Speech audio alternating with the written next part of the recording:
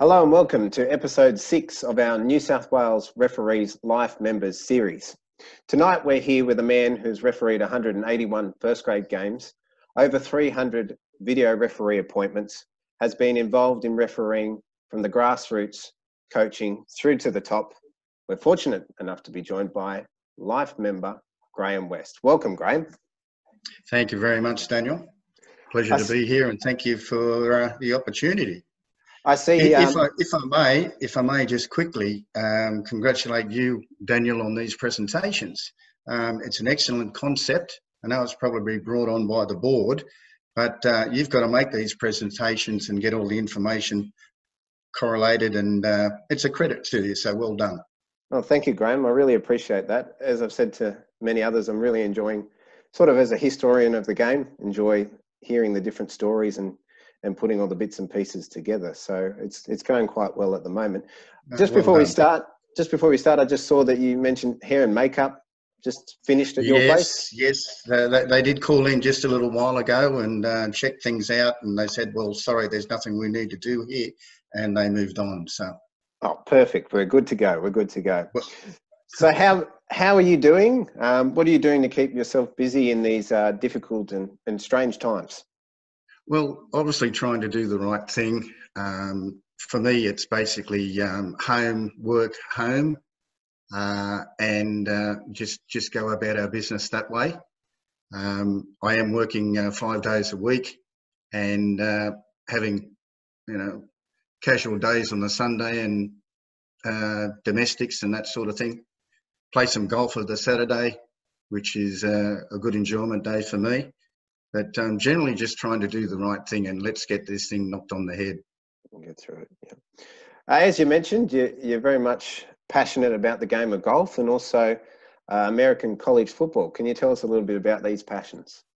Yeah, as I said, I play most Saturdays and enjoy the walk and the companionship and friendship that golf brings, but also the other side of it, that the frustrations that the game can bring as well. But that's all part and part of it. So, yeah, it's not a problem. In relation to the... Sorry? Yeah, keep going. In relation to the college football, our son David lives in Alabama, and he's been over there for 20 years. Went over there on a baseball scholarship initially, and then was signed by the University of Huntsville to play further north in Alabama. And they've also got a football team called the Crimson Tide, a very successful college football team. They've won a number of national championships, and we get hooked up in it. I enjoy watching their games of a Sunday morning when the season starts in September. And yeah, it's all good fun. And I'm just a Barraca supporter from a long way away. Hopefully we'll get everything back up and running by September for the start of that season, but we'll have to wait and see. So you currently work in the family business. Can you tell us a bit about how that's going and what's your involvement? Yeah, sure. Well, after finishing year 12 at high school, I was basically put straight into work. There wasn't much of a break in between there at all, and I did everything from being storeman driver, fitter, machinist, and then into the sales area. Now, the family business, we sell industrial pumps and associated equipment all over Australia and also Pacific Island nations and that sort of thing. It's a very successful business that my father started probably 45, or probably more than that now, 1956. So, quite a number of years ago. My older brother Gary's still involved. I'm still involved.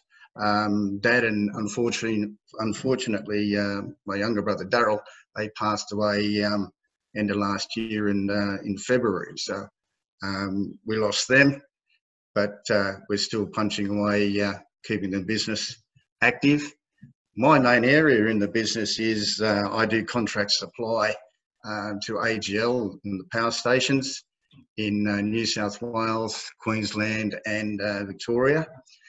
They involve industrial pump spare parts and all new pumps and other ancillary equipment like valves, control equipment and that sort of thing.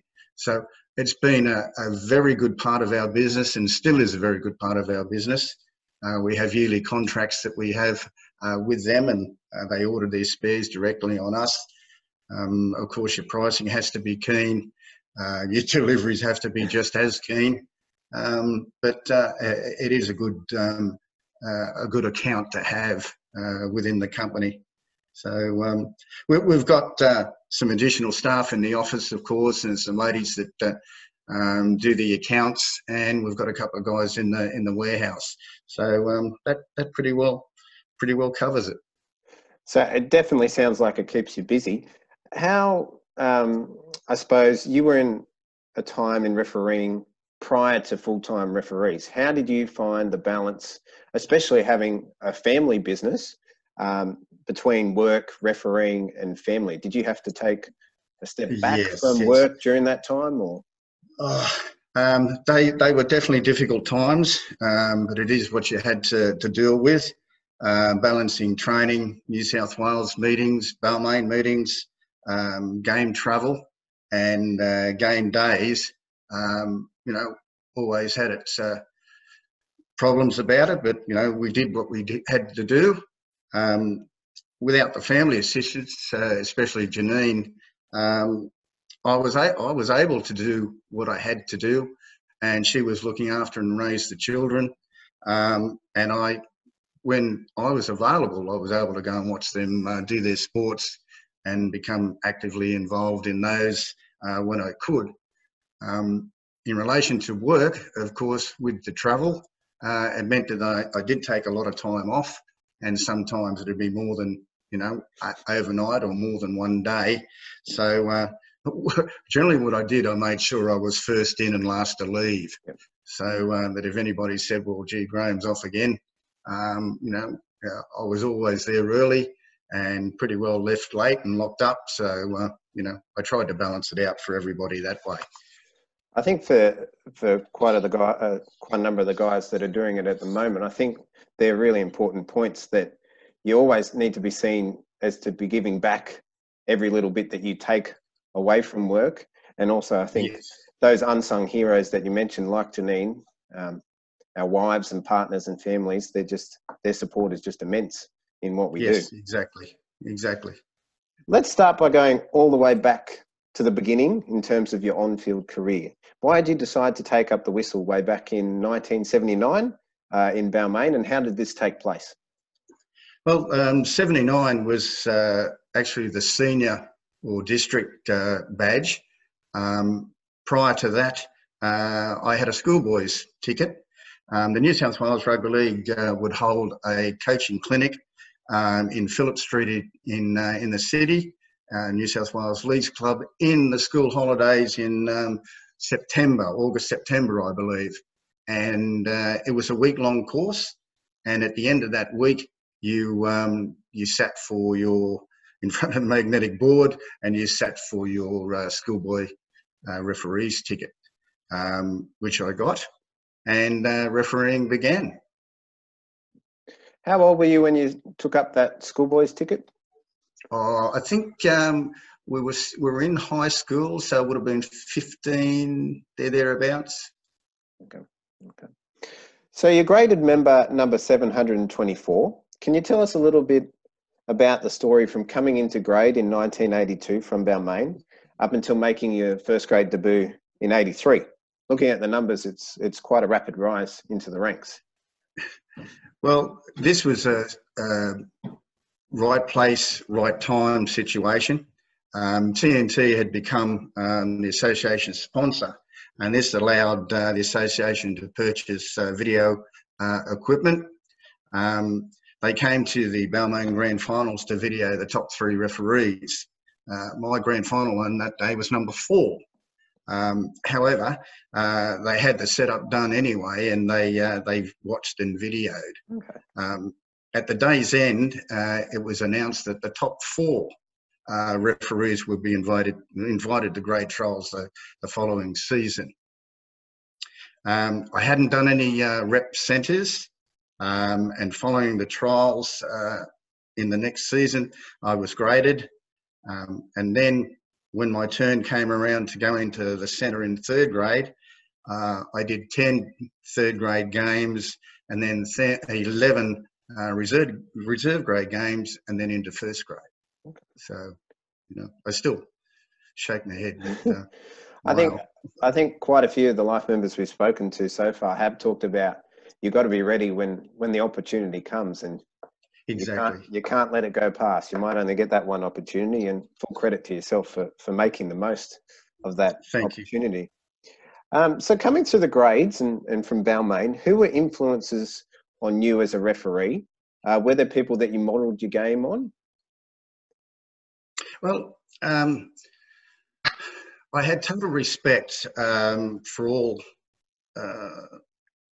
the centre referees, touch judges and advisory people, mainly for the reason that I was a new kid on the block and I wanted to learn so much, and you try and absorb so much, very, very quickly. The opportunities were there. I just kept my ears open. There were people, Kevin Roberts was influential in my learning. We trained together with some of the other referees at the Redfern Police Academy, and also did police football midweek as a bit of additional fitness and also game control and that sort of thing. So he was definitely a mentor of mine, and unfortunately, Kevin is sadly missed. Difficult to say modelled, but you would speak to your peers, both referees and touch judges, and get their opinions on better refereeing. Take their advice and then work out what's best for you to adapt into your game. So your first grade debut as a referee came in round 8 of 1983. It was a match between Western Suburbs and South Sydney at Lidcombe Oval. Now, West would have been a hard place to go to in the early 80s. What are your memories of the week leading up to it? Who let you know? How did you find out? And then the match itself. I found out I was in first grade. I had 2 phone calls at home here, one from Les Williams and then another one from Arthur Neville, who were both Balmain referees and life members. So it was just a fear and excitement all at the same time. So I kept trying to tell myself, Graeme, it's another game of football. Sure, it's first grade, but it's still another game of football that you have to referee and take control of. So that's the way I approached it. And game day, it's just a case of going out and doing what you had to do. And of course, once the game started, I'm too busy to worry about anything else. So we just ran with it. The game ended up being a 6-6 draw, which was exciting in itself, I suppose. Yes, and a good baptism of fire. Yes, certainly was. Now, the bulk of your career was refereed in the 80s, an era of great skill, but also physical toughness. Is there a game or story that comes to mind as being a very difficult and tough match to referee, and how did you handle that particular occasion or multiple occasions? Yeah, well, not really. They all had their moments, of course, some certainly more difficult than others that required your absolute full concentration from everybody, including the touchies. And we, had our work cut out for us at times. But quick story. Craig Young said to me early in my first grade career, I think it might have been the 3rd or 4th first grade game, and he said, you haven't been here long, have you, son? With a wry grin on his face. And I said, And my reply was, no, sir, it's only a couple of games for me, but hope we can get along. So we just smiled and we went about our business. Do you think that was part of your mentality early on? Did it take you a while to sort of, you're refereeing these blokes that have been around for a long time, and you and you coming into the ranks and had a great deal of respect for them? Again, and it works on that two-way street of respect, both for players, senior players, captains, and then likewise back to yourself. So I try to play that model throughout my career. I think it did work, and you know, I really didn't necessarily have all that much trouble with certain players that may have been known to be a little bit more niggly than others. Yep. You'd be tested out for sure, but yep. Things worked out quite okay. So what would you say Graeme West's biggest strengths were as a referee? Well, just mentioned that one about respect is a two-way street with players to referees. Control. I would generally work through the captains, even going back to the toin costs. I'd say to the captains, okay, we're a team here. If I've got an issue with a player on the field, I'll be coming to you guys, and I'll need to get you to get it sorted quickly. Tell your player to pull his head in, get it sorted. Otherwise, if I've got to take an option, you mightn't like that option that I'm going to take. So just be ready. If I need to talk to you, you take your player aside, give him what for, and we can all get on with the game. Yep. So you had numerous achievements in your career, in your on-field career and off-field.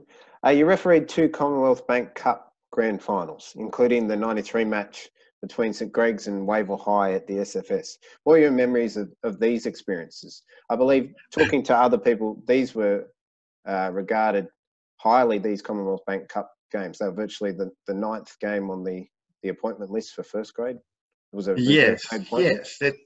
I actually thoroughly enjoyed doing the games. The talent in schoolboy football was amazing at that level. I know the first final I did was a curtain raiser to Panasonic Cup Grand Final, which so it was a packed Leichhardt Oval, and it was a very good game of football. The skills of the schoolboy footballers were, as I said, amazing. So it was great to be part of. The second one, of course, at the Sydney Football Stadium. Well, talk about control. The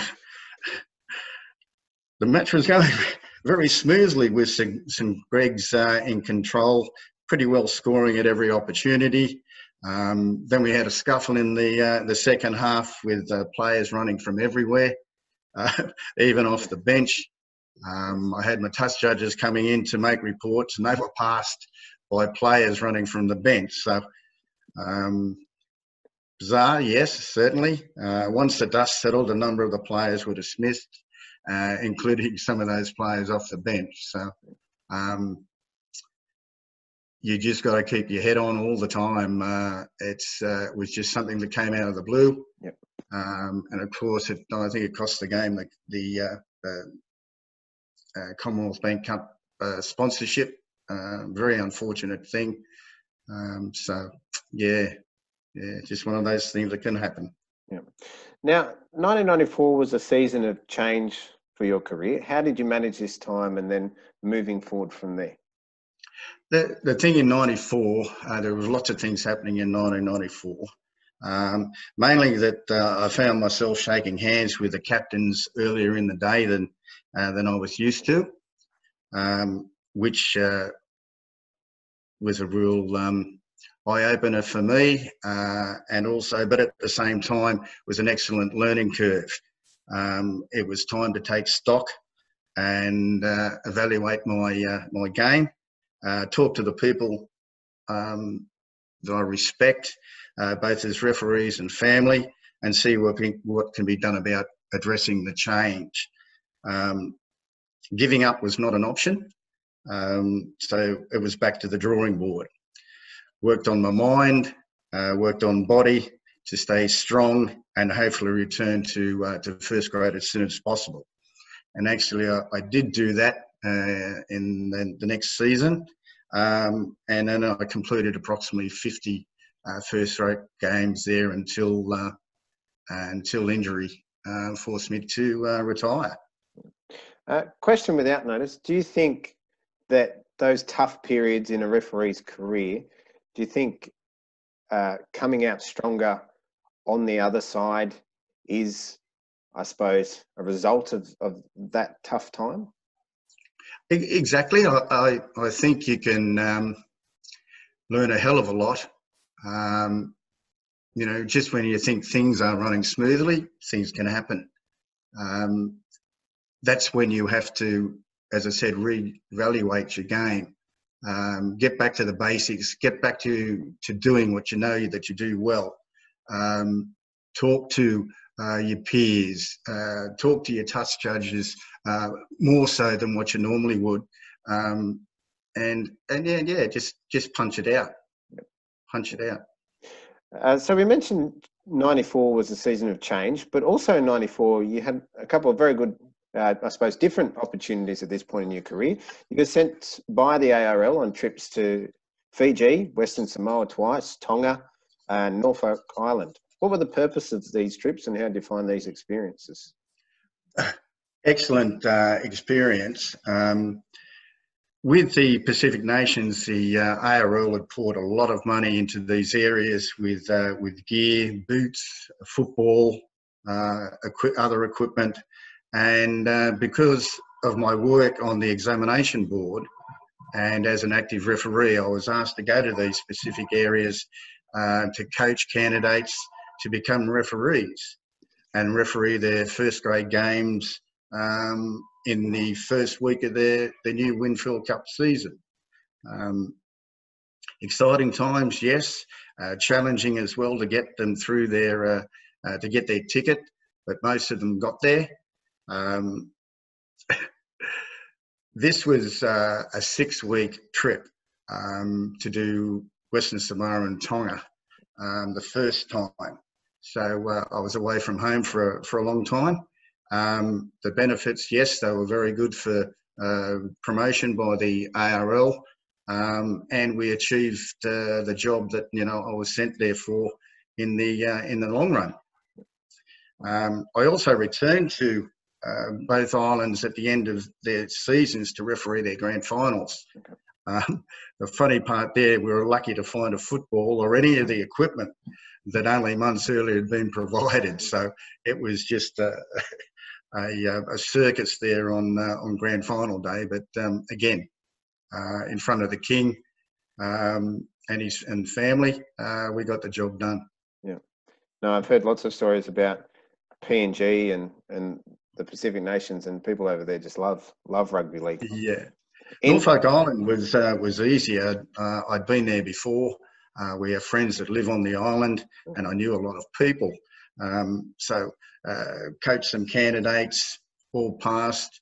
So it was a good result all around, and an absolute beautiful place to go to. And I think that Norfolk Island Referees Association is still in existence to this day, I believe. I think so. They only used to have 3 teams playing midweek Wednesdays in the late afternoon, early evenings. 2 teams would play, and the 3rd team would be the roster for the canteen and eats and that sort of thing. When the first game had finished, then they do all the swap around, and somebody plays somebody else and that sort of thing. And that was set down on the oval down in Kingston, which was right in front of the Parliament House. An absolute beautiful sporting field, immaculate at all times, and it was great fun to be involved in. And I suppose the 3 brothers, there was a brother that was captain of each team, and that was about it. Yeah. In terms of numbers. One was a Christian and another was... So in 1995, you were part of the Coca-Cola World Sevens, and I believe you did 92 as well. But in 95, you had to referee quite a few teams. We saw some vision before, including Italy and South Africa, who didn't speak that great of English. How did you handle that as a referee, and what skills did you use to get your message across? The World Sevens, I look forward to doing them every year. A great experience. The speed of the game, the openness of the game, the atmosphere that was created by the good crowds that would attend was excellent. Most of the teams either had an Australian coach and or an Australian ambassador that was with the teams, and they knew the game. They knew the rules, and they knew when they were overstepping the mark. So no, it was just a very good time to be around, and it was generally early part of the year, early part of the season, before the season would kick off. So it was good fun. Yeah, for me personally, looking back, I would just love to have refereed the late 80s to early 90s, the mid 90s. Yeah. There was just so much going on in the game, so much change, so much excitement, and with refereeing as well, that would have just been an amazing time to referee our great game. My word, and to be part of it, was excellent. So over your 13-year first grade career, as I briefly touched on then, there was so much change in the way the game was refereed and the rules of the game. What were some of the biggest changes that you had to adapt to as a referee throughout your career? Well, generally they were trying to work on the speed of the game, speed of the play of the balls, 10-metre rule, scrums, how they were going to be set, how they going to be fed. So there was lots of introductions of trying things, and let's see what works the best. Some did, some didn't, but it was certainly worth a try, and I was happy to go along with any of those suggestions. Main concern was that if they try and change a particular rule in one area, it can conflict another rule or another part of the game. So they had to be careful of how they did that mix of changing a rule just for the sake of changing a rule. Importantly, the advantage rule, just every opportunity, use it, play it. If you don't have to have the scrum, don't have the scrum. Just use that advantage rule to your utmost. Particularly in those days with the, I suppose, ramifications and criteria around setting a scrum and getting a good scrum and getting a game, you'd want to play advantage as much as you could. So I'm here in the background. I've got the old stand at North Sydney Oval. We move on to your last game of your on-field refereeing career. It came in round 22 of 1996 in a match between North Sydney and the Gold Coast. Did you know at the time this was your last game? As you mentioned before, you had come into some injuries? Yeah, definitely not. It was a factor that I finished the season well, and I was very happy with my season, and spoke to peers, and they were pleased as well. My knees, yes, were starting to give me a little bit of curry, but if I knew I did management on them, they'd be quite okay. Well, that's what I thought, because I did a trial game at Cogra in the early part of the next season, and this was prior to me going to the Sevens that evening to referee as well. So I did the game, the trial at Cogra. I twisted my left knee towards the end of the game, but I finished the game, but the knee blew up immediately. I had to get in contact with the officials at the football stadium to say that I wasn't going to be there. I'd done some damage to my knee. I also then contacted Sam Sorrenti, who was the North Sydney doctor and orthopaedic surgeon, who had done some cartilage shaves and arthroscopies on the knee previously, and he booked me in for Monday morning surgery. Unfortunately, all Sam had for me post-operation was bad news, as the damage was severe, and recovery at his timing would be at least 6 to 8 months, which to me was devastating. And or if I recovered at all.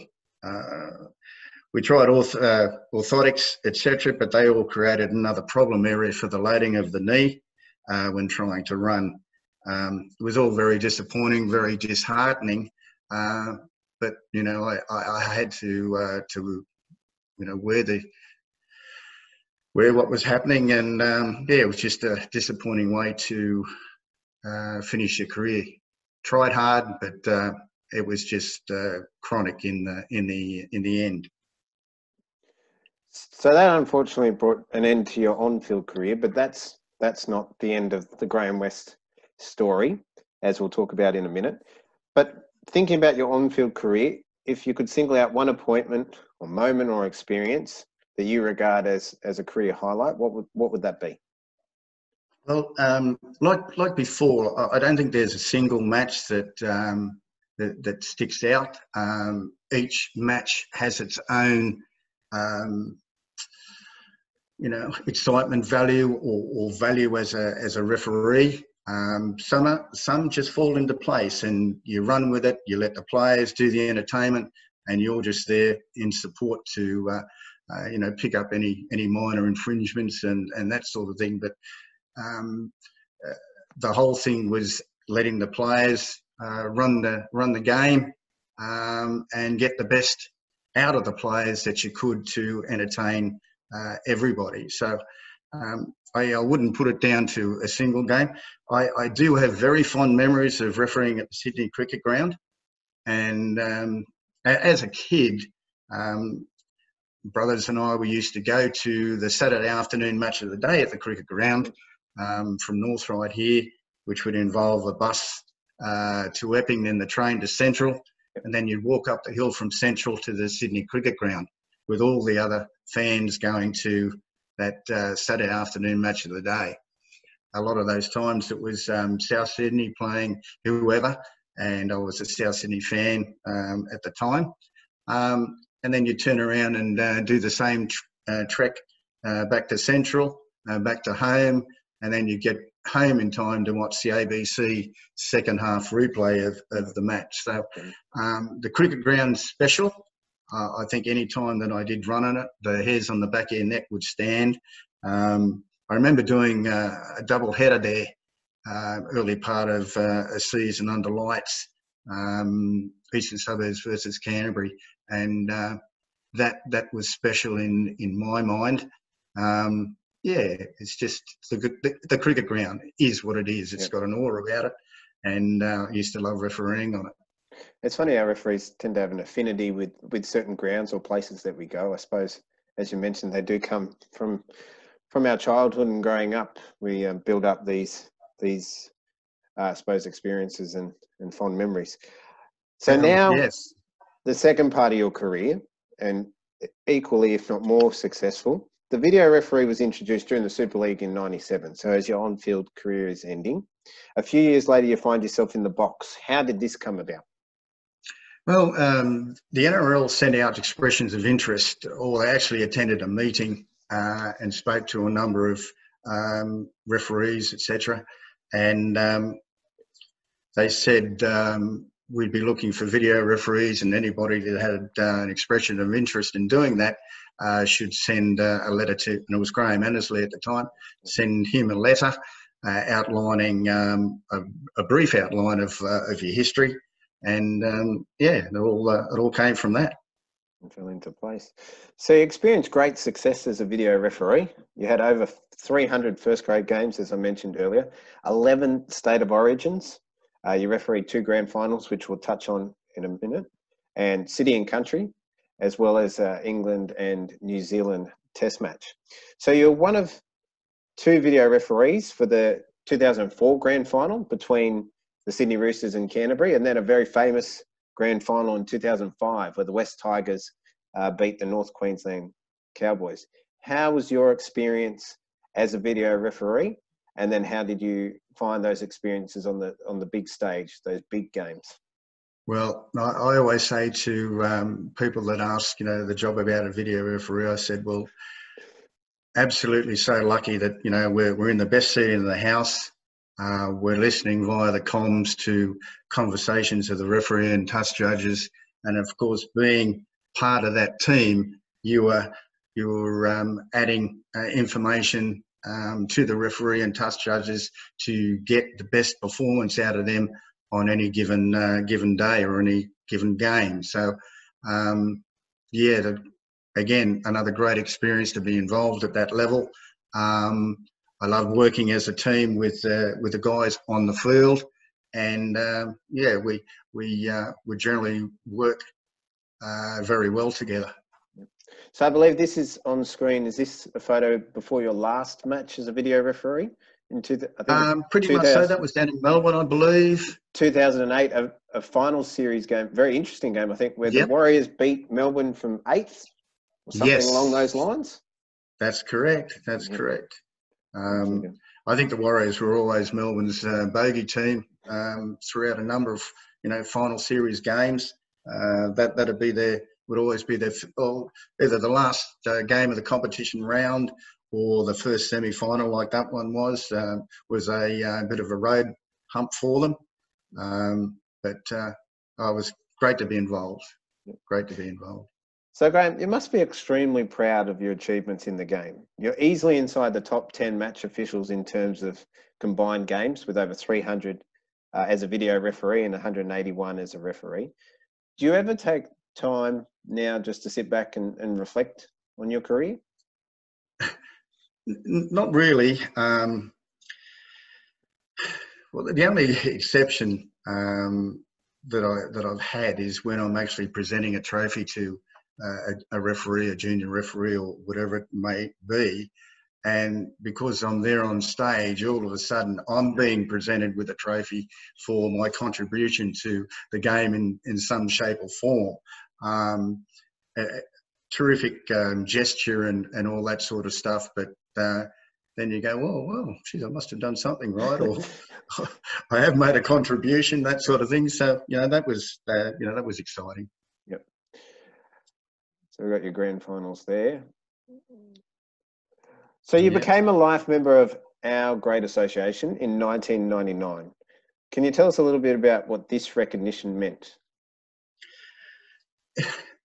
Any life membership, I think, is a quite humbling experience to be recognised along with some of the excellent people who have all achieved things, wonderful things for the association, and to be put in the same class as the people that I looked up to when I was, working my way through the grade ranks was very humbling, as I said.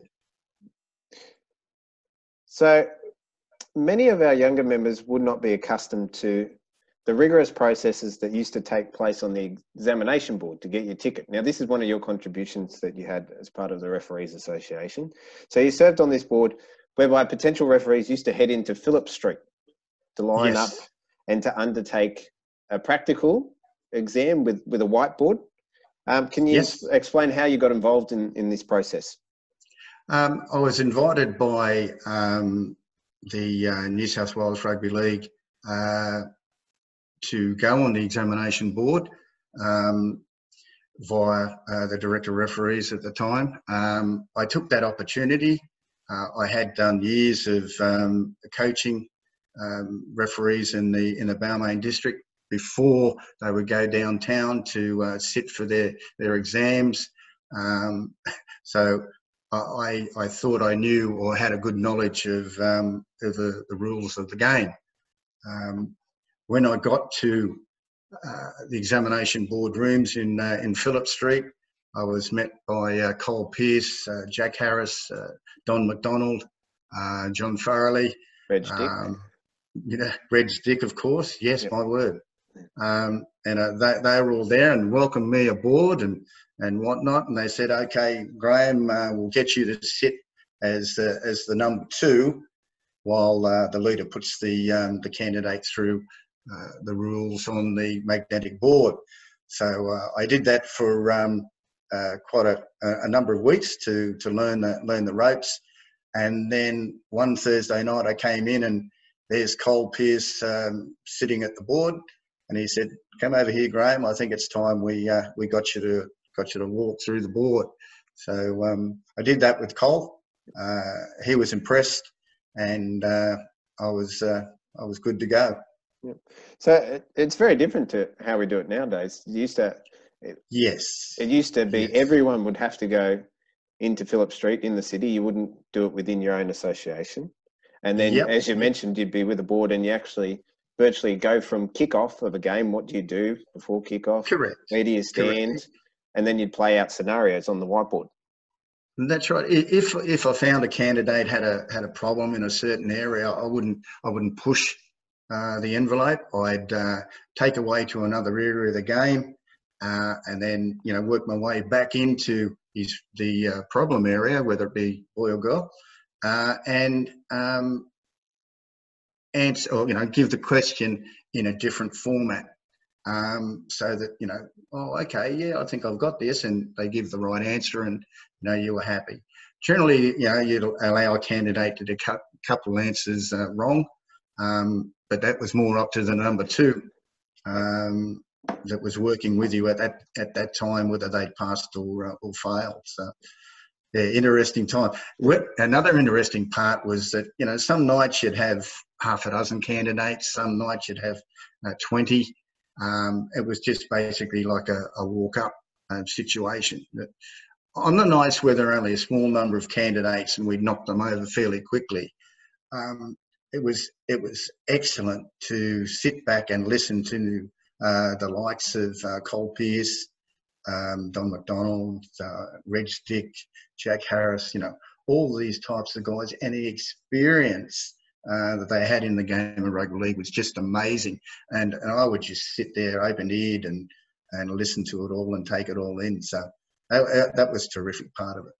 Another life member that I'm quite close to actually told me this story, and he used to say they used to have all the old programs sitting in the foyer, and Cole Pearce would bring it out and, oh, I refereed this test match and this and that, and then he'd tell the stories from there. Yeah. Ian Parnaby is the one you're talking about, very good. He was a good coach as well, and also played an important role on the examination board. Yeah. So not only are you a life member of our association in New South Wales, but you also became a life member of Balmain back in 1991. What did this recognition mean to you at the grassroots level? Well, Balmain is where I started, grassroots level, and my thoughts when I went into grade, etc., was to contribute as much as I could to the association, and because this is where I started my journey, and I'd like to see people follow in the footsteps and them to achieve the very best they can, and actually to see some of those young fellows and ladies do that was very pleasing to me. Yeah. So you served as chairman for 11 years. Yep. Now you also have the Balmain Rookie of the Year is named after you. Now that must be a great honour. It is. Funny enough, it was something that I instigated. Who doesn't want a trophy named after themselves? But besides that, it was to encourage referees to continue along the path to bigger and better things. The Rookie of the Year was available to any referee that moved through different levels, so they could get that from their first season or their fourth season if there was such an improvement in their new level. Referee retention, of course, was always a problem for all associations. So I tried to work on that fact in that, maybe if there's a little prize, a trophy at the end of the year for an achievement that they made in their first year as a referee, I'd like to think it may keep them there a little bit longer. Thank goodness the the district clubs, etc., have applied a lot of new rules in relation to crowds and crowd controls. So I think the life of a referee is certainly a hell of a lot better than what it was. I think that's certainly still very much the case today, that we find it quite easy to actually get numbers in and get referees into the game. It's just Yes, keeping them beyond that first and second year is probably the biggest uphill battle in terms of retention. my word, my word. Yeah. So interesting fact is that your nephew Simon was actually the first winner of the Graeme West Trophy. That's correct. And as I mentioned to you, I had nothing in the voting process on any of the awards that were given to referees at the end of the season. My vote would have only been there if it was a tie, and then I would make a call in relation to that. All those awards that were given to referees were determined by the referees director and his advisory board. So that's the way I control that side of it all. Now, in the times of COVID-19, and there's no footy going on today, we've heard some announcements about possible returns. It's a good time to reflect on what the game has given us as referees. What has refereeing given to us as people? What's probably the biggest benefit for Graeme West that refereeing has given him over his time involved in the game? Over my career, I retired from all active duty with the NRL at the end of the 2008 season, which was a centenary year for the game. And personally, having achieved so many things in that year, was when I decided was time to call it a day. I thoroughly enjoyed all my involvement in rugby league and have some very fond memories of those times with many friendships made. I felt privileged to referee some of the best players during my career, and as a video referee, be involved with the best referees that the game had to offer, and feel very honoured to have been associated with the game of rugby league. So I thank you for the opportunity to tell my story. So to finish off, we've just got a bit of a fast five, either or questions, just for a bit of fun at the end. Barbecue or tomato sauce? Barbecue. Barbecue sauce. Ford or Holden? I'll go to Holden, yeah. Did you have a Holden growing up? Yes, I did. Oh, actually, it was a work vehicle and was a very, very good car, actually. Unfortunately, we won't be able to get them anymore soon. No. Now, you've done both of these as a video referee, State of Origin or Grand Final? Both excellent games to be involved in. I think the State of Origin has the front position in regard to this. To be in Brisbane, to be at ANZ, went for a State of Origin. It's just totally different. The noise, the crowd gets along with it, hours before the actual game starts. And then when the game starts, it goes to another level. There were times when I was in the video box there, it was even difficult to hear and communicate with the referees because of the amount of noise that was coming from around the ground. So, yeah, the State of Origin gets the nod there. And I suppose with the State of Origin as well, you've got that, as you touched on, the travelling experience. You get to travel as part of the officiating team and the experiences that go with that. We're all a team for any match or any State of Origin or any grand final. So they were my group, and I was really pleased to work with any of them. Yeah. Beach or snow? Well, I'd go the beach. Very learned gentleman in the refereeing ranks used to say, "Snow, that's winter time. Winter time is the football season. Never get married or take a holiday in the football season." So I took that advice on board and kept myself clean during the winter, and stayed involved refereeing throughout the season. I think it was good advice. I think I could touch on that personally. I remember setting a summer wedding on a 40-degree day, sweating it out just so it didn't clash with the football season. And Oh, yeah. many others Yeah. currently have done that in October and November as well. Money Yeah. or free time? Oh, I'd take the free time, especially if it involves being with the children and all the grandchildren. I think you just can't, get enough of that. I know that, and I mentioned it earlier, that Janine basically brought up the children while I was doing what I love doing. So, if I now at this stage I can spend more time with the kids and their families, that's all that GW needs. Yeah. Well, Graeme, you're an absolute gentleman. It's been a pleasure sitting here chatting with you for the last 45 minutes. Look after your family, look after Janine, and stay safe in these times, and look forward to catching up soon. Excellent. Thank you, Daniel. Much appreciated.